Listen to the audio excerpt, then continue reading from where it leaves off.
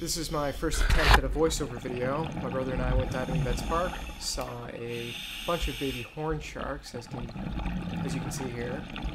This one was so small it could fit in the palm of your hand. On Friday night, I saw quite a few more that were that size.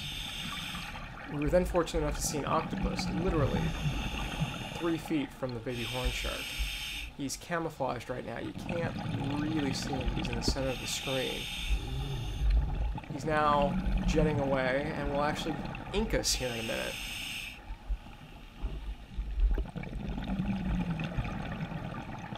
They try to hide by changing their skin, their color. There's the ink squirt. And then when he gets into this little bramble area, I spot a small flounder that might be 8 inches in length. It too is really well camouflaged. There's a surprising amount of life at Betts Park, but you just don't realize it because it's all so well camouflaged.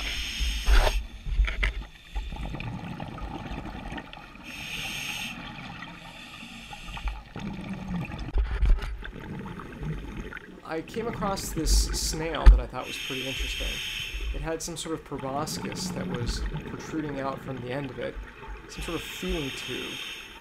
I'm not used to seeing that kind of snail in the park. I'm used to the more spiral, vertical snails.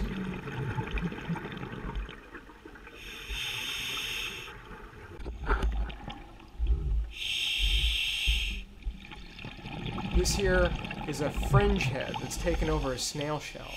You see them quite a bit in Betts Park. This guy wasn't exactly thrilled to have divers come and pay him a visit.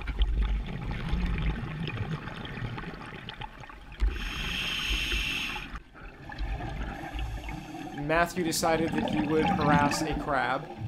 He's got a history of grabbing creatures from the bottom. We didn't take him, we didn't harvest them, we let him go. Doesn't mean the crab was particularly happy about the situation. And you always have to have a selfie.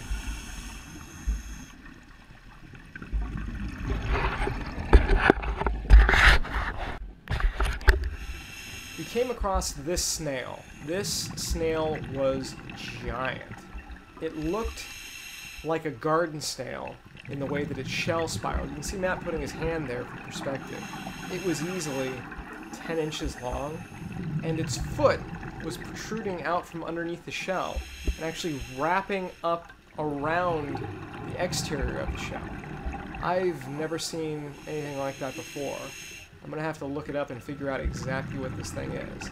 But it was giant. Its foot retracted slightly when we approached it, and as we were watching it. It didn't seem to be moving anywhere, but it was quite the sight to see. Thankfully, the visibility was pretty clear, so we were able to get a pretty good look at it.